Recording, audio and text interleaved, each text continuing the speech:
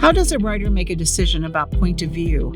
In the next part of our interview with Marie Benedict, she talks about that decision in her book, The Mitford Affair, and about the difficulties of crafting scenes with a fictional version of Adolf Hitler. Hello, it's Kathy from HEC Books, where we interview authors about their writing process.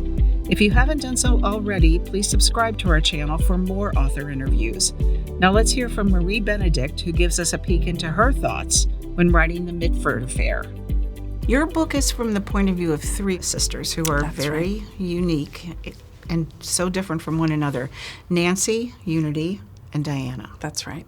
So there were 6 sisters, and I kind of winnowed it down to 3 because I wanted to really focus in on the way in which these 3 sisters in particular, well, 2 of the 3 sisters, became really almost like the first and second ladies of fascism in Great Britain, and then Nazism, and the situation that put the 3rd sister on Nancy. Your choice of Nancy as a narrator is great and interesting too, because she, as a writer, is our observer. Yeah, I toyed with using Jessica actually, or including Jessica in the story because she's interesting as well. She's very interesting, and she does feature in the story, and her path juxtaposes with her sisters, because she chooses communism, right? And really, all the different beliefs are kind of laid bare in their 2 different struggles, but it was just it made what I thought were very clear issues kind of thrown in bold relief. It made it harder to focus in specifically there, and a lot of what Jessica did was kind of outside the scope of the time period of the story. She moved to America and became a very well-known journalist and advocate, and that happened well after World War II. So it was unfortunately a little bit outside the scope, but again, a fascinating figure as well. And then, of course, Clementine Churchill and David Mitford, the Mitford's father, were first cousins. And because of that relationship, they were together a great deal. Holidays, celebrations, weekends at Chartwell, weekends at whatever estate the Mitfords happened to be living in. And some of their children were like best friends. Winston Churchill and Clementine, to a lesser extent, feature in my book because when a lot of these things that Diana and Unity are starting to engage in are becoming apparent, of course, Winston is aware of it as well. Was it true that Winston kind of asked Nancy to kind of keep an eye on them? Now that is fiction. Okay. I mean, I have to say, Nancy, without giving away too much, Nancy does share with the authorities, with MI5, her fears and her suspicions about her sister's behaviors. She does. That became clear recently when some MI5 documents became declassified. Now, whether or not Churchill had a hand in bringing her around on observing, spying on her sister's activities and reporting on them, I have no idea, but I can't imagine, given how often they were all together, given his proclivities and his beliefs, and everyone's awareness of what Diana and Unity were doing, I can't imagine it never came up. And that's kind of where some of those scenes were born. Here they are at Chartwell having tea.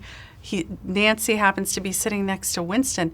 Is no one going to talk about the elephant in the room, right? That, Unity was just on the front page of the German newspaper professing her love of Hitler, and Winston is, sounding the gong about Hitler. That I found it unfathomable to believe that wouldn't come up in conversation. Winston never minced words. That was not his way. So I can't imagine that it wouldn't have come up in some way. Would it have gone the lengths that it does? I don't know. That's where the fiction comes in.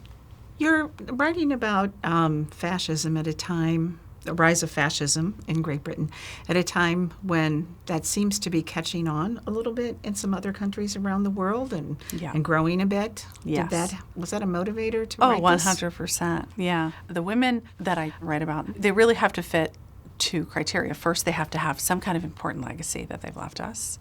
And second is they have to be dealing with issues that are very modern in nature, that really resonate with us.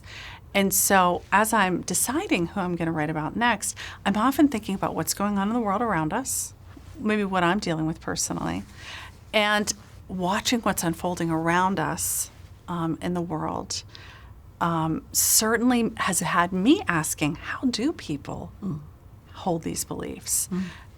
And how are those beliefs shaped? You get to see it very plainly in the case of these sisters that their political beliefs are often born from very personal sources. And that was really interesting for me to explore.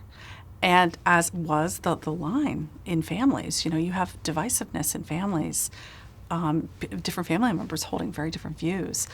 And that was playing out with these sisters very, very clearly. So definitely the fact that some of these things are repeating themselves played a role in me choosing this particular story.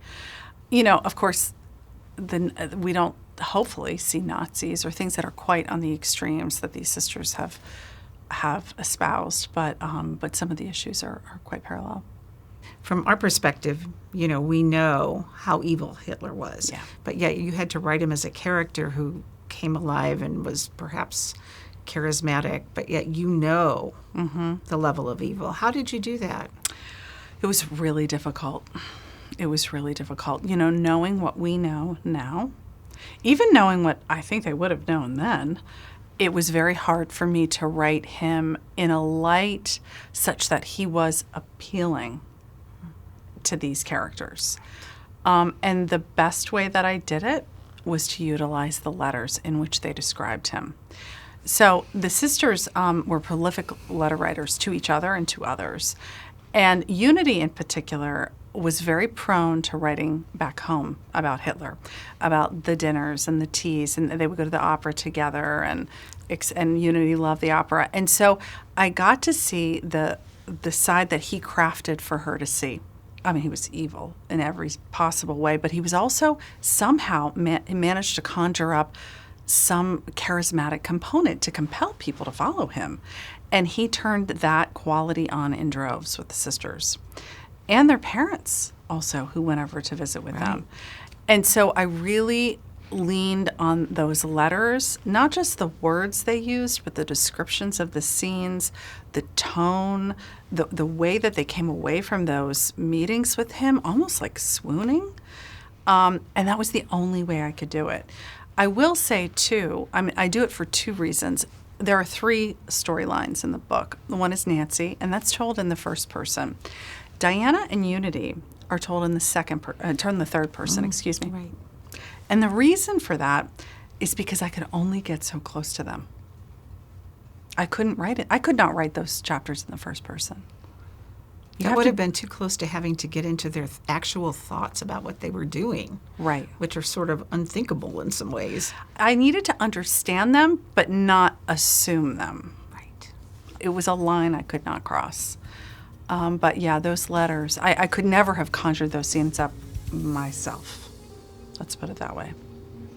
Thanks again for joining us, and watch for more of Marie's interview. She'll tell us why she became a writer of historical fiction and a bit about her next book.